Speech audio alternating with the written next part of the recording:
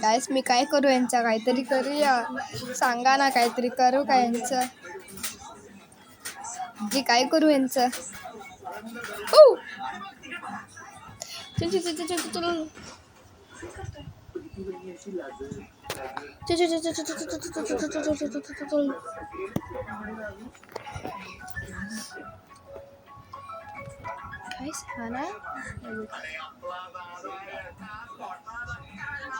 दुसरं गेलं जेवण बघ. चल बाय.